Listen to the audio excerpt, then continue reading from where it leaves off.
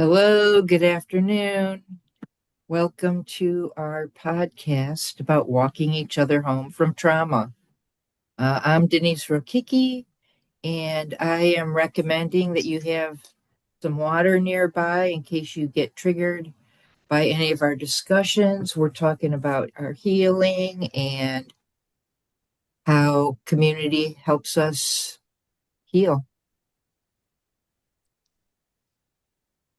And I'm Priscilla Rodriguez. I'm the founder of Family Consulting and Coaching, also the author of Trauma, Healing from Emotional Trauma Bond. And what else? I'm bilingual. And thank you for coming here. If this is a place for us where we heal together, but also if you're experiencing any symptoms, please be okay with turning off or letting us know and calling 988, which is a national number where people can just call for support.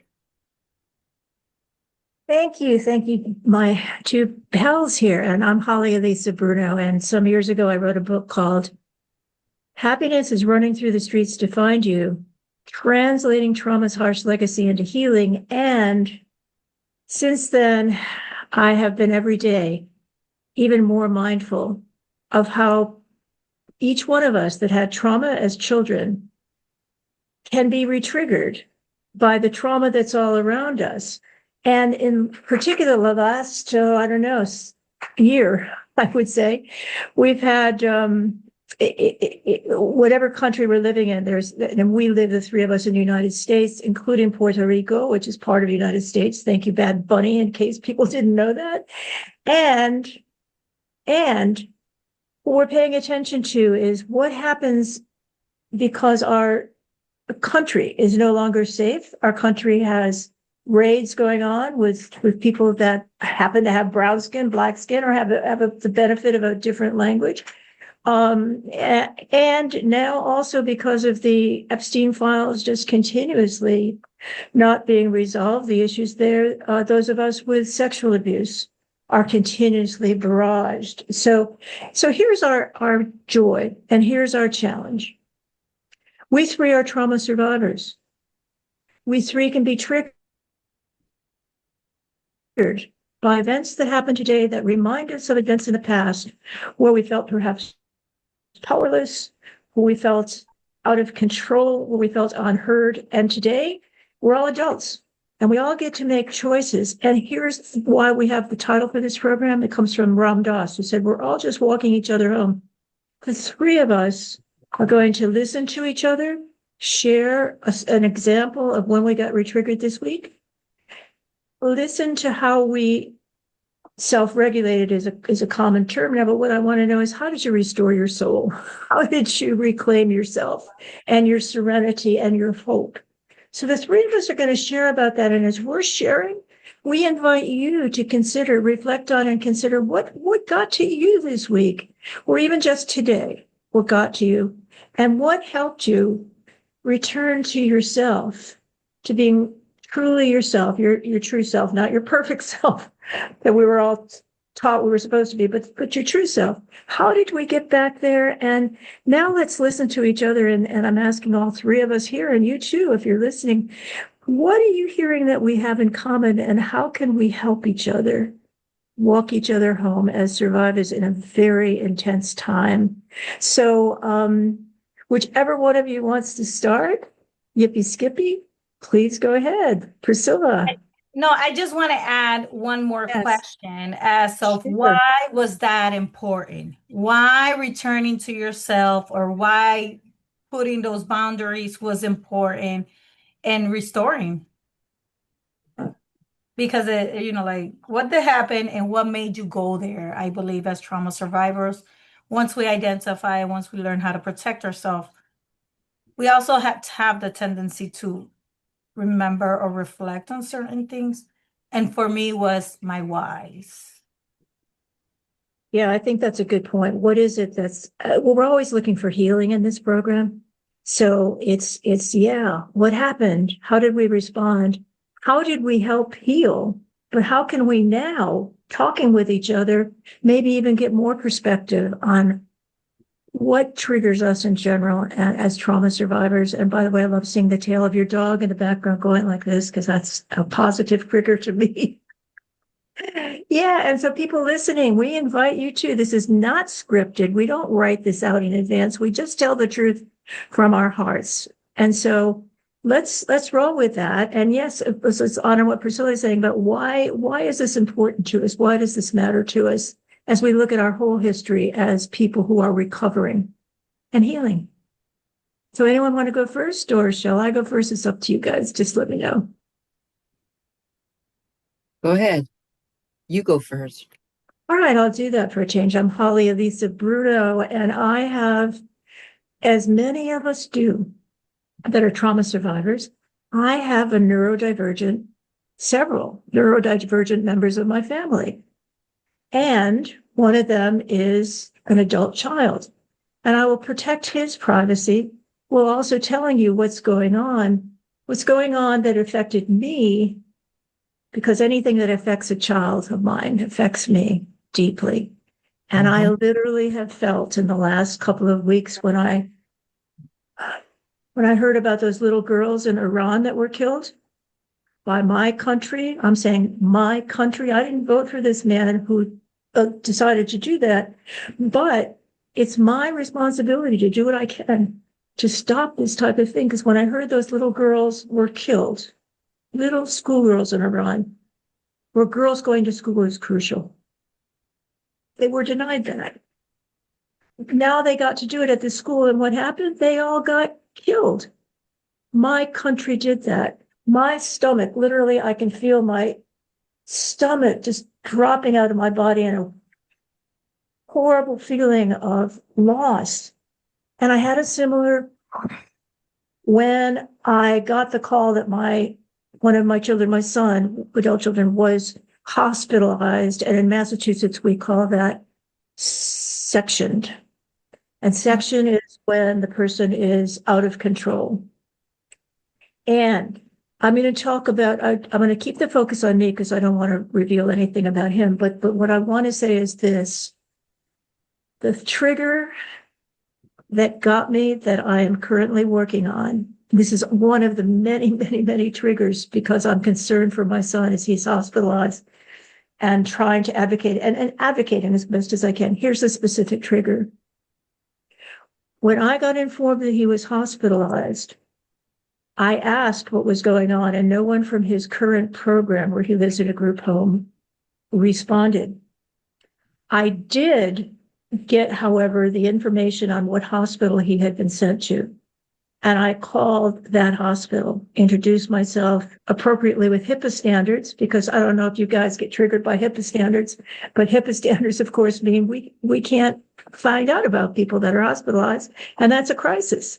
So I introduced myself appropriately as the mother of this person and had a wonderful conversation with the person at that intake, and found out as much information as I could, much of which surprised me. And then when he got transferred the next day to his longer term hospital, I got in touch with them and I talked with them. So here's something I believe. For me as a trauma survivor, two things are essential. One is safety, and the second one is connection. If either of those is broken and not available, and I can't do what I can to make them right, I get triggered. My stomach falls out. When those little girls were killed, I didn't feel anybody was safe. And the connection was gone between being able to have an impact on this person who's ordering these horrible actions. Okay, so with my son, here was the trigger. The people from his program had not told me for months what was going on with him. Apparently, he's had auditory hallucinations. He's, according to them, been inappropriate. I wasn't told any of this. Now, he's an adult. They don't have to tell me.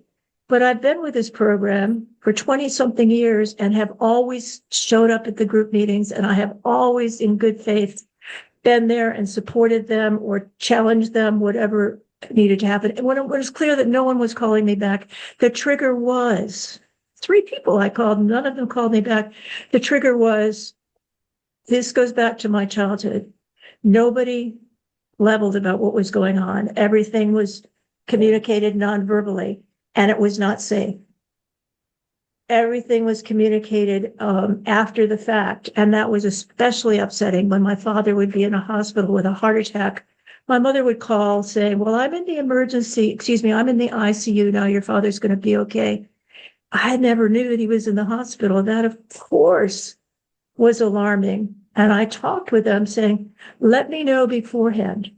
But she couldn't do that. She couldn't do that. With my own sister, for whom I was the healthcare proxy, I said to her, when my other sister and my father agreed not, they didn't want, they outvoted me. They said, don't tell her what's going on. And I said to her, Karen, do you want to know? Because here's what happened. Both other family members said, don't tell her, that'll upset her. And I said, she's an adult. She has a right to know. She can make her own choices. Do you want to know from here on out? My sister absolutely wanted to know. So that made that difference. So I guess, my friends, the thing that's triggering me and what I invite both of you to consider, and also anybody listening, is, do you get alarm bells going off when you find out there's a crisis going on and nobody told you and nobody gave you the opportunity to advocate, take action, do something that's within your power? I'm not the savior for my son. I am one person in his life, but I'm a person that cares deeply and advocates for him deeply. And being cut off from that was horrific, especially when the consequences to him were dire. He right now does not have a place to live. This is a dire consequence. Dire. One of our most basic needs is to belong. He doesn't know where he belongs. He also was a smoker. He can't smoke at this home. This placement, God bless him, he stopped smoking. I said, Cole, you are amazing. Going cold turkey and quitting smoking, quitting Red Bull, those are amazing. He said, Mom, I didn't do it. I had to do it. I said, I hear you. You might not have made the initial choice, but you did it. And here are some people you can call about how difficult coming off both of those addictions was for them, because I want you to know I'm proud of you. That kind of support I can give if I know what's going on. But if I don't know what's going on, I feel triggered, powerless, and feeling powerless as a trauma survivor is horrible. Because what could happen next? Well, it's going on every day in the country. Little girls get killed. The Strait of Hormuz gets bombed and we're told it's okay. We're told we're in a minor excursion. Come on. When people are dying, they don't die in minor excursions. So these are all triggers. They all make the place unsafe, and they lead to me feeling disconnected. Being on this program with you and our listeners, I feel connected, and it just helped me to share that. So I wanted to share that. Any feedback you guys want to give, I'm open to that. And then we'll just go to the next person so we can see what we're walking each other home about. Yes. Do you want me to go, Denise? Or where do you? Thank you for sharing that story with us. Yeah, that's a really huge take your breath away trigger of, not knowing that how you can help your kid. I mean, that's all you want to do is help your kid. Uh, yes, he's an adult and blah, blah, blah, but he's still your kid. So, yeah, I'm sure that's a huge trigger. And so, by taking action is what you have done to soothe yourself. That's what I'm observing. You are doing everything that you can do. And hopefully they will listen to you and share with you what's going on with him. I mean, he's okay with that. You are in constant conversation with him. Thank you for that. just going to briefly comment before we hear from Priscilla that I just wrote an article that was entitled Look to the Skies. When we get triggered, look to the skies. And what is my message in that? My message is number one, look up for perspective. When I've got my head down and I'm trying to survive as a survivor, I can't get perspective. But if I can just look up and get perspective, that helps. So number one, perspective comes by asking for help. I called my trauma counselor and I talked with him. And he's been in the mental health system himself for years and is 53 years in 12-step recovery from trauma and alcoholism. So wonderful. That helped. I also have my trauma support groups I go to. And every week I come to you guys and share this stuff. So number one, in terms of look to the heavens, get perspective, ask for help. And the second thing that I wrote about, which has gotten feedback because people don't talk about it that much, is don't run from the pain. It hurts like hell. When I talk about my stomach dropping out, Denise, you nailed it. I also can't breathe. I feel choked. My father choked me. So it's a physical sensation, but it's also the metaphorical sensation of I can't breathe. When I try to speak, people hit me or otherwise banish me. So both of those things, I cannot escape the pain and I'm no longer running. I'm choosing to feel the pain of this. I chose to feel pain for those little girls. I'm an American. I was part of that. Those girls being killed. And I am the mother and have loved this son since I saw his first picture when his picture was sent to me. His hair sticking straight up when he was a baby in Korea. He arrived here when he was 10 months old. I have loved him forever and always, and I shall. And so, yes, it hurts when I'm dismissed. There's another thing, dismissed from being part of the care team. And I know the other thing I haven't said, my friends, his father, my husband, is also part of the team and has narcissism. And I noticed, which I pointed out to the team, you're staying in touch with the other parent. You're telling the other parent things and you're not telling me. That is not due process. That is not fair. I chose not to call him my husband because I can't count on him. And I've learned that strongly. That's another trauma survivor thing is don't go to the abuser for help. So I didn't call him, but he called me. What's going on? I said, well, okay, I'll tell you what I know. You tell me what you know. But since you seem to have heard more recently, you tell me. He said, Nick allegedly was inappropriate with 2 high school girls. And I said, tell me the facts. Did the police get involved? Did, has anyone spoken with the girls? What is Nick saying about this? And he does not have, he might be a clinical psychologist with a PhD, but he does not have the clarity to focus on other people as much as he focuses on what's best for him. So he couldn't give me that information, but he gave me all of these pieces of information about what Nick was accused of. And that really got to me.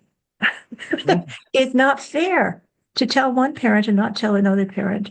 And I expect people to have, in professional positions, to have basic understanding of fairness. So what I advised my son, my friends, is I said to him, Nick, you have a human rights advocate. You have a right to get in touch with that human rights advocate if you don't feel your rights were honored. So I don't know if he's going to do that. But those were other things, guys. So Denise, thanks for that. And Priscilla, what about you? What's your take? I want to thank you for sharing and bringing up how as trauma survivors we continue to be triggered, right? And by things that are out of our control.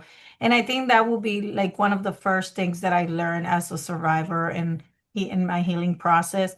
And also understanding that we don't heal from trauma. We learn how to modify how we stand, where we stand. We accommodate our environment to make sure that we can live in a place that is very confusing and very traumatic and very triggering. And you shared a couple of things. You felt powerless. You feel vulnerable, you feel dismissive, and those are all things that we felt at one point of our life. And here we are. If it's not, when you're sharing about your son, I also think about my experience with my sister and how my experience with her, it's very triggering because as I navigate early childhood experiences and coordination of care, having to now navigate it as adult, it's not just more concerning, but also it's very triggering because I'm like, ah, now we're in a March and I'm still waiting for this, and nobody thinks about the caregiver who has 300 things going on. Um, so yes, and it seems like you seem to manage by looking. And this morning, I don't know if you guys noticed in my Facebook, I also put something like set the tone for how you want your week to look like. For the week, yes. And Denise does that. She does it each month, the moods. Right. Yeah, and The I mood, which that's tomorrow. So, Yeah, and I do it every morning. Every morning before the start of my day. Like I always tell people, I'm dinosaur mom before my coffee. And honestly, it's because my coffee is the moment I get to meditate in gratitude and also set up the tone. Um, right. Mhm. Your and morning routine. my morning routine. And I this week I was also very triggered, not necessarily by me, like I don't want to say like they but I'll share a little bit of what happened. Long story short, I thought I had a very good friendship with this guy who is a photographer. And he takes pictures, but I'm in the radio show. The host and him had a disagreement a couple of weeks ago. And he, at some point, tried to make it seem like, well, if I don't go, Priscilla's not going. And had to say, well, that has nothing to do with me, right? Although that he introduced us to some point, um, he felt entitled of, in a way, I feel like he felt entitled of managing that relationship. So I was like, oh no. And I was able to speak to him about why that did not have to do, but that for me started already showing red flags. And then he started seeing her Facebook. When I will go to the radio, he will ask me how did it went, or he will always criticize because he's no longer there. He will criticize the way certain things were managed. And we will always talk about it. And for some degree, he was already like calming down or he understood. But for me, again, it was red flags. She took a picture that he took of me and she adjusted with some AI, and he brought up like this is copyright stuff. She's not supposed to do this. And then he started saying, I thought you were my friend. The gaslighting. It was like, I thought you were my friend. These people are not gonna help you out. Once they take the best out of you, they're not gonna be nice to you, all these stuff. But then when I set my boundaries, he then I blocked him everywhere, but this is what's been triggering. Then he started reaching out to the host, the lady on the host. And he started reaching out to her in a nice way, like they never had any disagreement before. That for me was the triggering part. He was gaslighting her. Oh, you miss me. Oh, I could do good. Like, so we could work together. She's now in the hospital, and on Saturday, she clearly asked him not to go to the radio station, and he still went. So, yes. So that for me was like, oh my God, scary. Yeah, fake. He's lost his mind. He, Something fake has taken over. Denise, I was speechless. And then Yeah. the fact that he did that for me was very triggering, and it felt like I don't know if she was realizing the intensity that he was do how intense he was being by calling her. He was asking her like, oh, what hospital you in, can I come and see you? um and he was very really putting himself in a situation where I was like, even when we were speaking, I was like, you're starting to make me feel uncomfortable. I don't want to speak about this no more. Because when I asked him, can we not talk about this? Actually, I like the picture. I wasn't sure. He said, you pay, I paid for those. I told him I paid for those pictures. He's like, even if you pay for them, those are my property and I could do whatever I want with them. So that for me did it. I changed the pictures. I would no longer use his pictures, Mm. but I'm glad that he showed his flags now. And part of it that would have me thinking, maybe yesterday, like today, was like I started feeling sad for him. So that's when I started reflecting on my whys. And I started thinking like, well, he was the connection to this to somewhat. He posted something in the Lawrence. He posted something for Lawrence, and he was the only person who I knew there. Not for nothing, because he was the only person that I knew. He also introduced me to all these other people who I now have a nice relationship with. So that started haunting me, like, oh wow, he was the connection. Now this. But I'm thinking like, you know what? It is what it is. I also made sure that they knew what the experience was and why my boundaries are the way they are. And yeah, so I have a question for you, sweetie. I want to thank you for sharing that, but I want to ask this, and Denise, when she shares too, when an experience like this happens, it's triggering in itself because in your case, boundaries got crossed, gaslighting took place. And it also, in some under the surface way, reminds us or can remind us of a time when this happened to us when we were powerless children. And that brings up that whole past, which can make the resolution more difficult and also more rewarding. So did you feel like this reminded you of any behavior that was done to you when you were a powerless absolutely. kid? Yeah, That's why talk. I said the wise. And like when you say Mhm. that pain, for me, that pain of setting boundaries to something that you hope for or something that seems to be okay.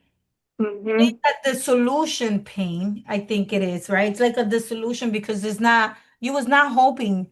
Actually, you thought something beautiful was going to come out of this. So that dissolution pain for me was also a reminder of it's a boundary and you need this because it's not your job, Priscilla. And this is a very serious behavior. And this reminded me so much of my father and my brother. And actually, I used to compare him with my brother. I became I feel like he attracted me because of the similarity that he had with my brother. So that also reminded me, like, you will feel something for the people that you thought, like they hurt you. So I was like, no, no, but thank you. And I remember telling him, no worries, because on Saturday when I left the show, last Saturday when I left the show, somebody tried to record me and he's like, you cannot let nobody record you. This is what I'm here for. You can't let just and I was like, wait, what?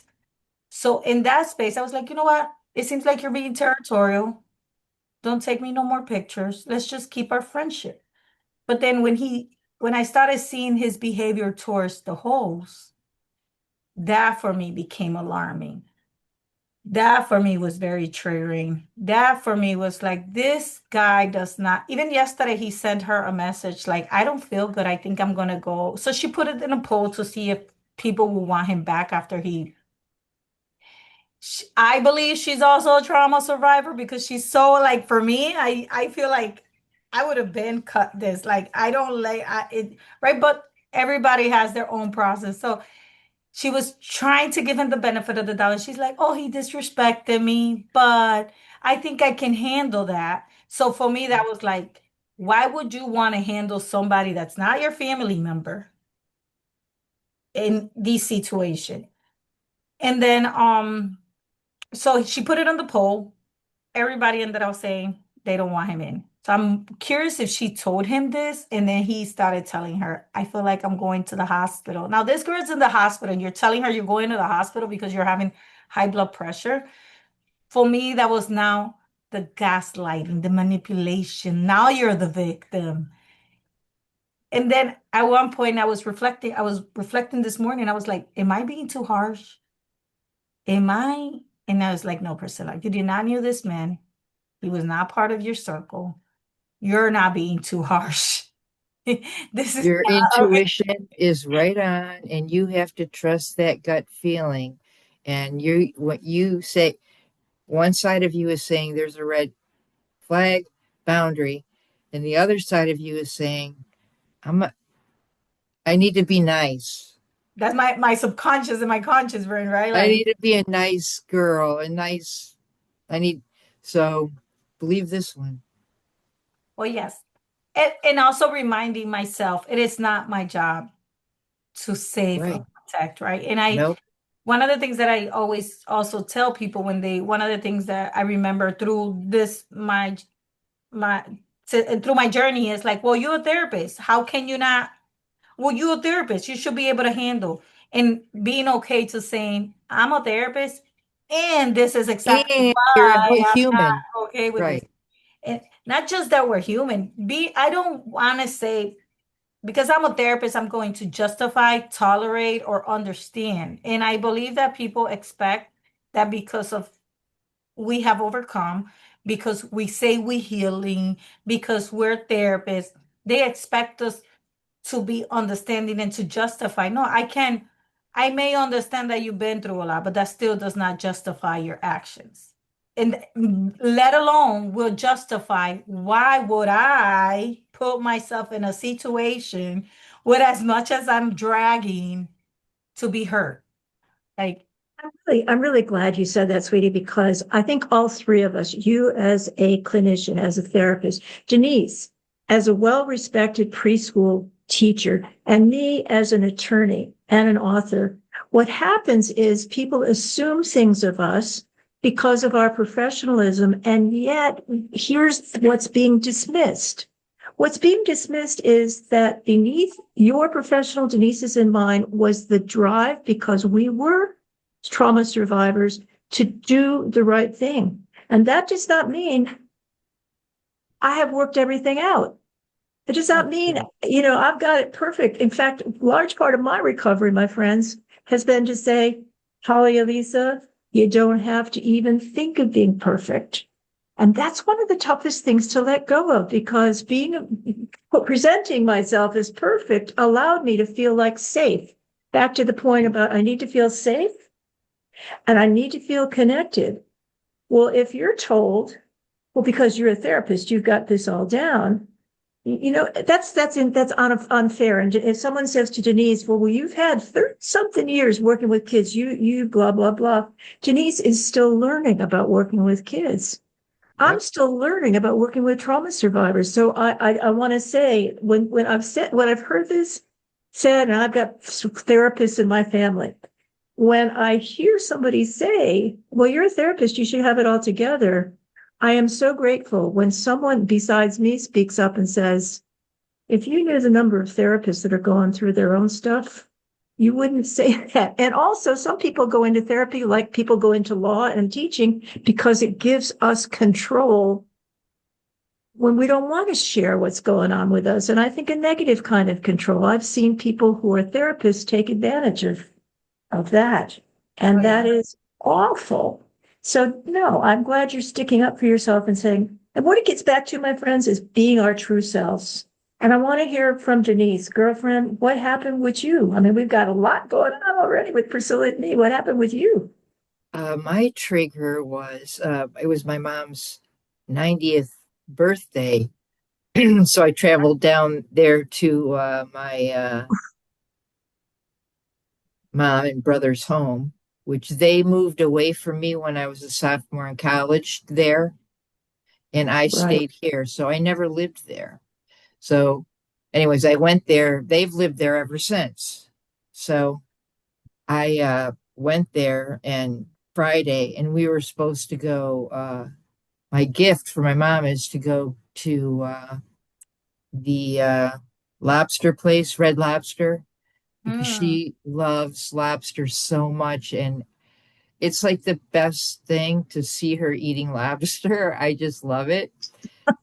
we couldn't go because it was, 20 minutes on the freeway where semis were blowing off and flipping over. And so she didn't want to go. It wasn't safe to go. Okay. What is semis? Semi trucks, Oh, I see. truck. Yeah. 18-wheeler things. Why, was Yes. it something special going on, Denise, that, or Yeah, was we this had just a like 70-mile-an-hour winds. I drove down there on Friday just right. It was bad, but it got worse after I got there in their home before it was too bad, but it was bad.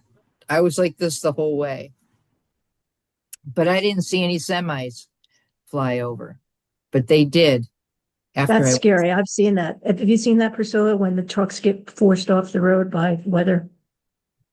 It is really Oh, wow. terrifying. Yeah. So, okay. So you couldn't go because of that. right. Same. So we ordered pizza.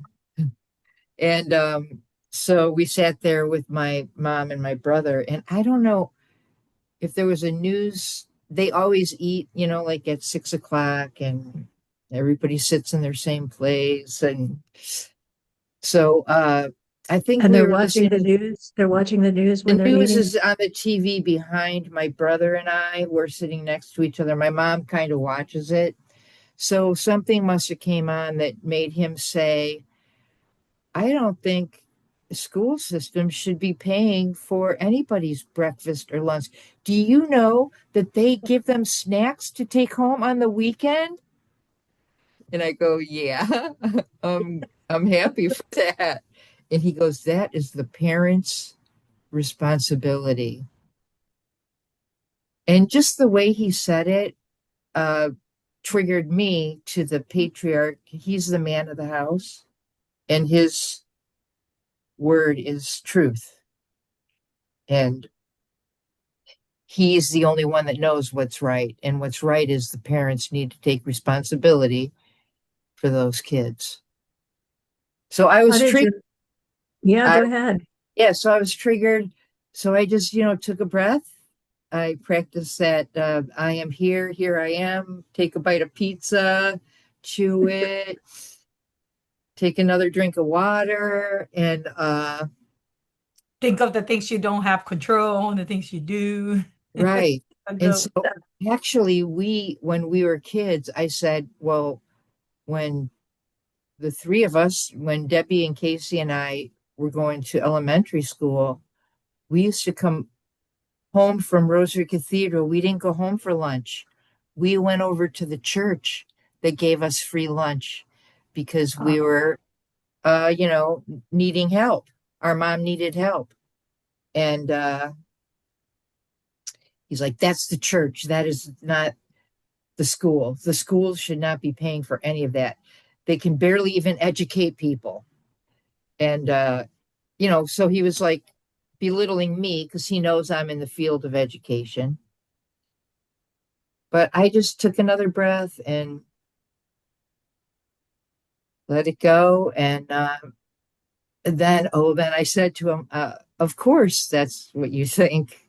Of course, that's what you think. And so that was the end of it because he, had no thoughtful response after that. And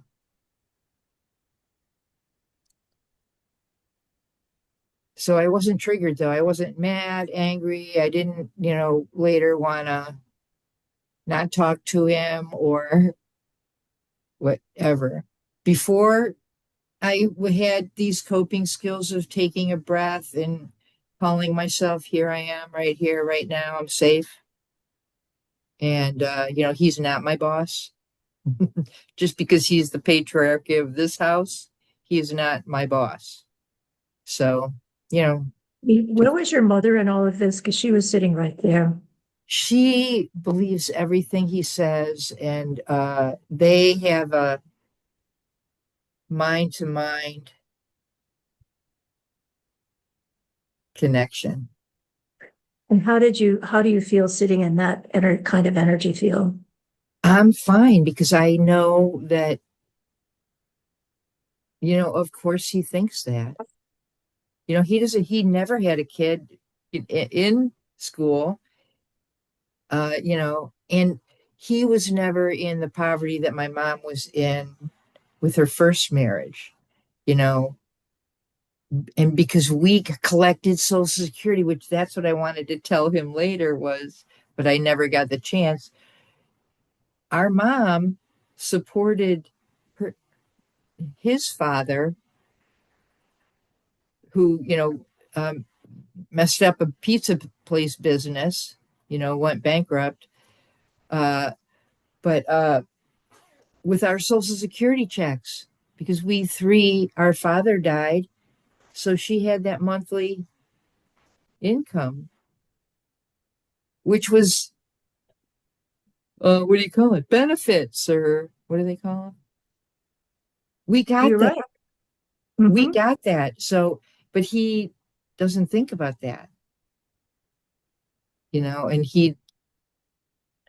I don't know. I think what you're saying is powerful because you have from birth been taught, and you say it every week on this program, rightfully so, that we live in a patriarchy and that we are not listened to, we are not heard. And so even though this was just one situation, again, as a trauma survivor, it probably connected emotionally with all of those times It's when your brother right, got lifted up as the king of the house, and you were supposed to be the servant. right. So she's Compound sitting there daily. and not looking at you, not listening to you, and it's her birthday and you're celebrating her, and you came all this way thinking, and I bet this is true for Priscilla too. We who are trauma survivors know exactly what is going to please the traumatizer, the abuser most. So I knew exactly the kind of Limburger cheese that my father would adore, and I ordered that from Wisconsin to show up for him on the day of his birthday if I couldn't be there. You knew about your mom's loving lobsters. Yeah, Priscilla, you got a lot of examples where you know exactly what people love. We offer that as part of a love language. You were there to love on her, and if I don't get careful, I can say, and the reward was right, you are again reminded you are lesser than right, in her mind. Now that's yes, you were fine with it, but also no, over the years, no, that's not fair. That's not right. right, right. Well, now I'm not being formulated. Now I know my worth, I know my value. So those, and I recognize that as, get in your place, cross your legs, act like a young lady. And you also know that you try. Right. I always do. I always go back, just like with my sister Debbie, up in Niles. They're my family. I moved back to this side of the country to, reestablish those connections. And, they're not beautiful, but they're beautiful.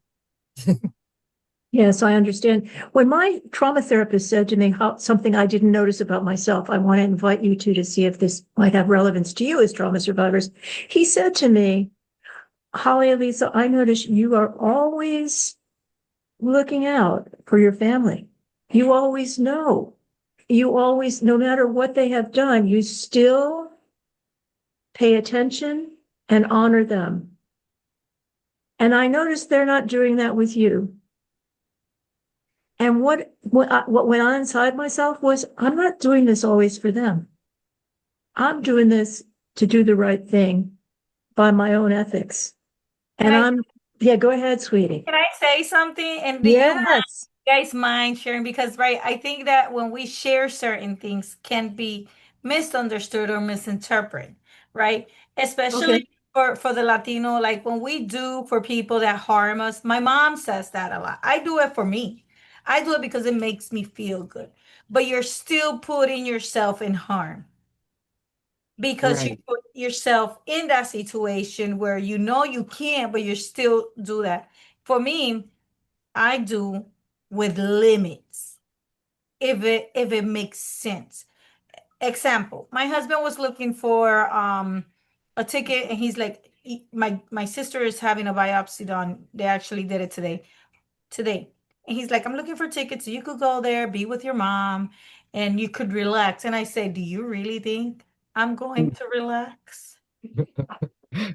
I don't want to go to Puerto Rico right now. My father is in high alert.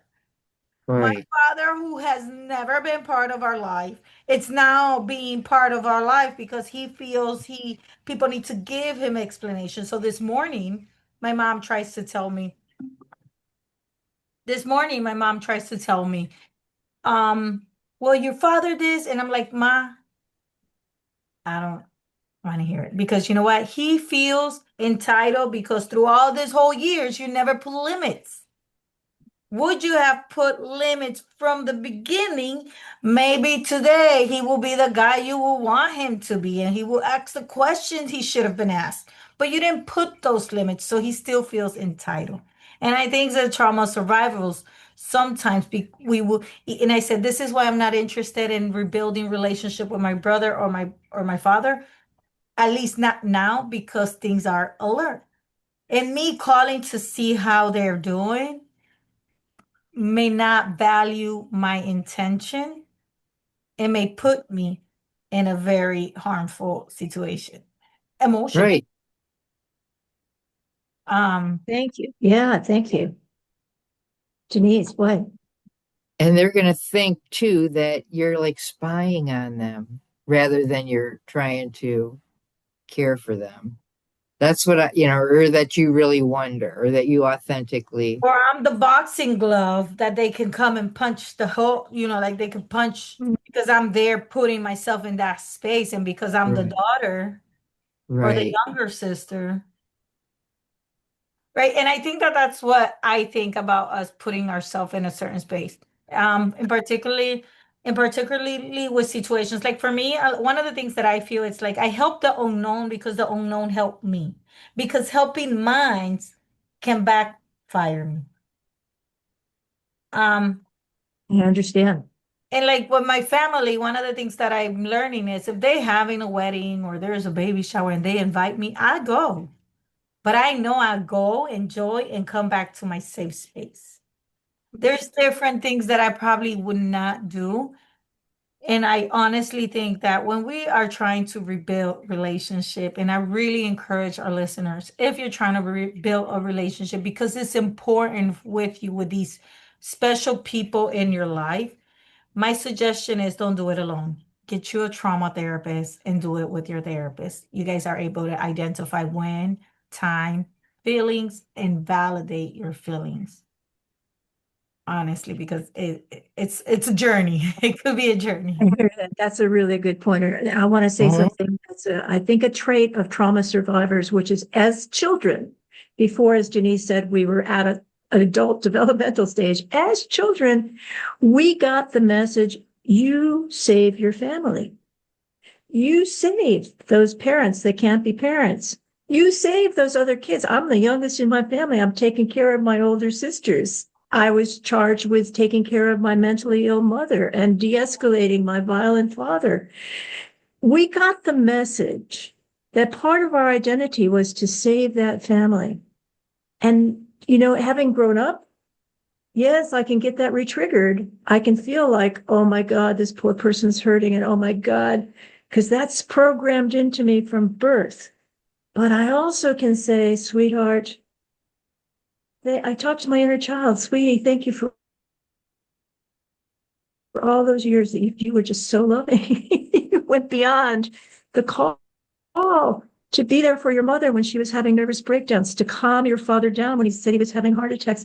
God bless you. That was not your job. When a trauma therapist said to me, Holly Elisa, that was never your job. That should never have been your job as a child to be your caregiver to your mentally ill mother.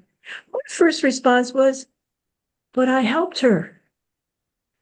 And I had to step back and say to that little girl inside of me, sweetheart, you did really well. You laughed with her, you sang with her, you danced with her, you did all the things you knew she loved, like lobster for Denise's mother.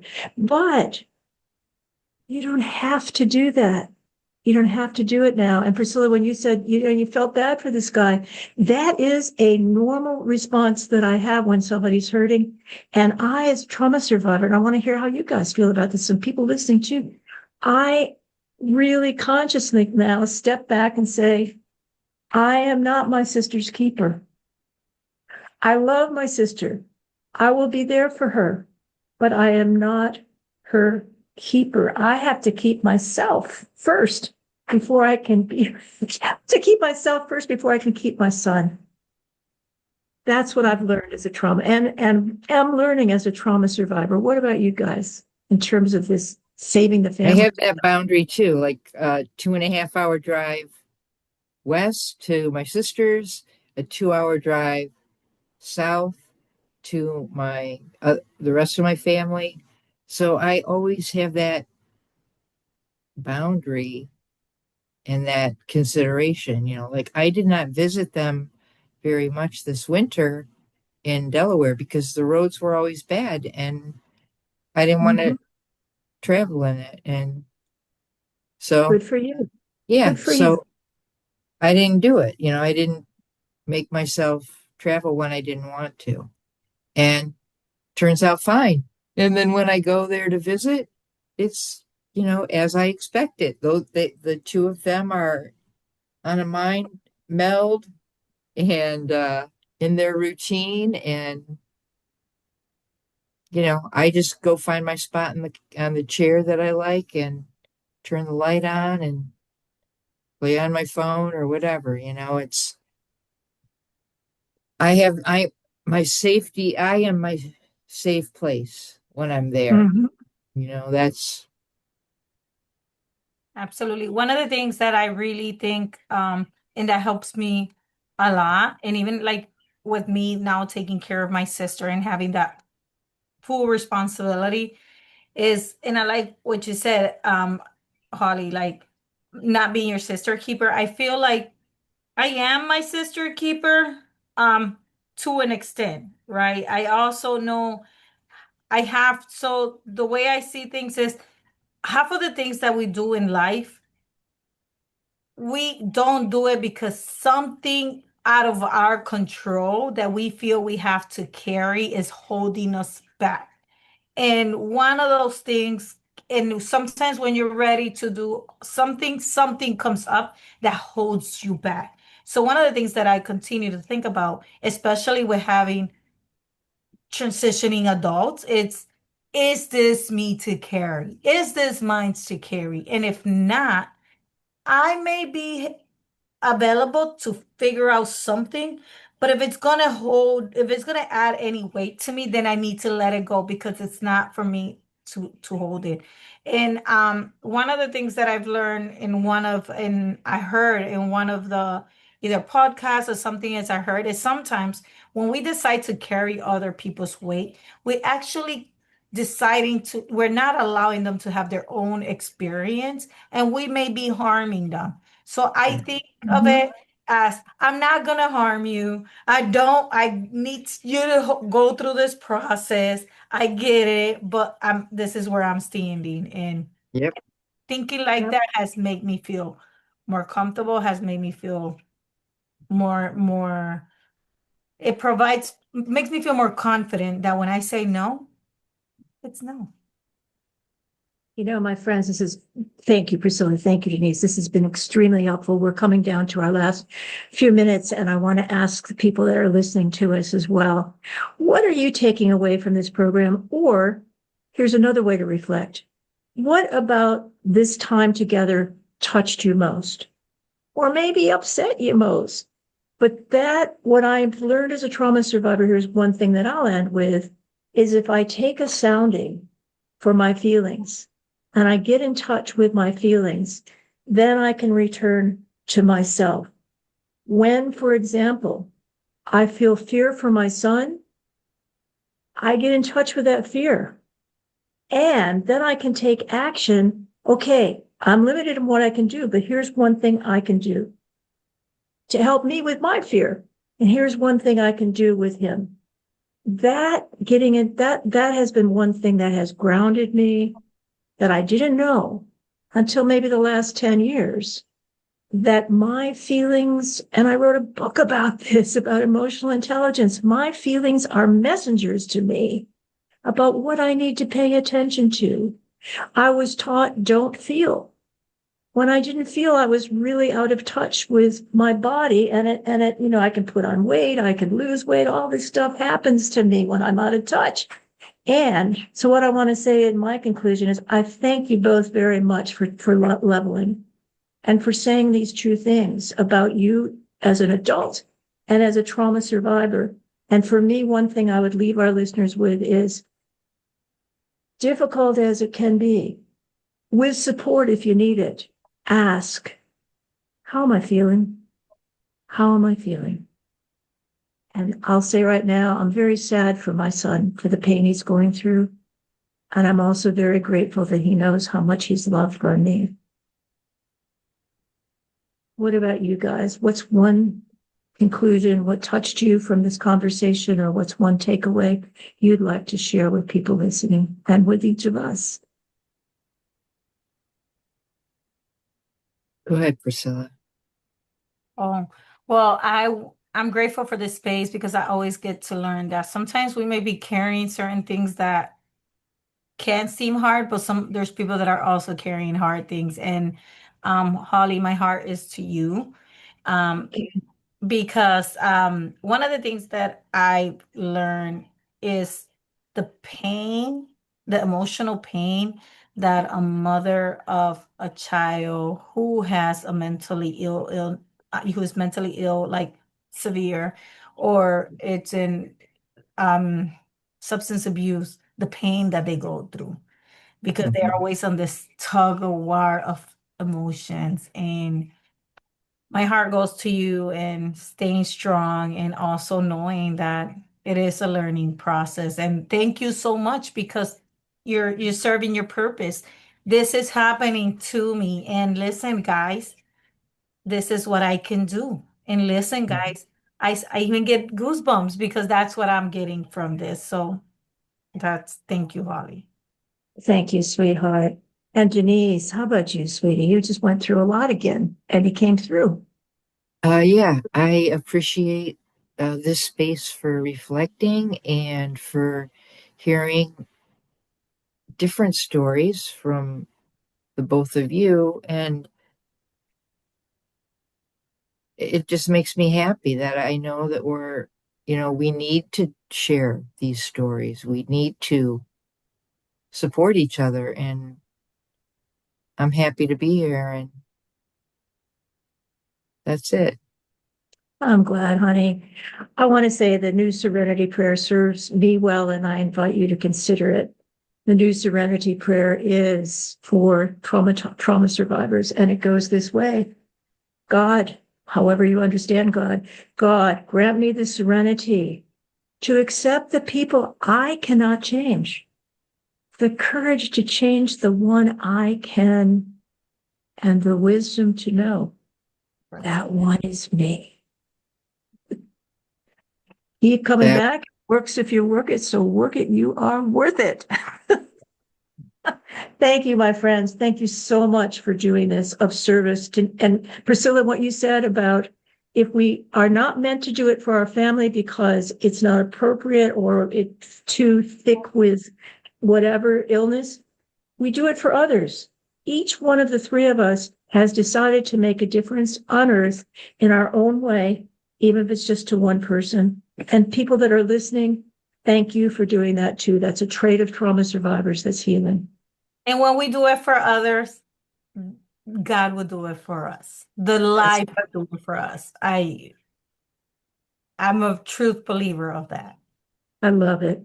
Thank you both. I'm going to sign us off and I look forward to next week. And if our friend Curtis wants to rejoin us, I'm going to tell thumbs him up. we have a very nice guy that saw him last Thursday. I'm like, you need to come. He's an ex-incarcerator. So he has a great story. Great story. I think that's beautiful. Invite him anytime. And Denise, Yeah. maybe you and I can contact him too, because if he knows that we want him back, that would Yeah, be it was really cool to meet him. Yes. agree. amazing. I got him as the co-founder of FCC, so I know Good. Curtis for years. Very I good. love it. Yes. Thank you, guys. Let's guys. bring him in. And it'll Yeah. be great. We'll have 4 categories here. By the way, I changed the screen so we would all appear equally, which I really like. Can you see that difference? Yeah, I it's love almost like a circle. Not to Yeah. go too far. Oh, All okay. right, And my I friends, I'm can, going to sign us off. Right. Thank you so much. And until next week, be kind to you and you are loved. Yes. yeah. Thank you, guys. Stop recording. Good.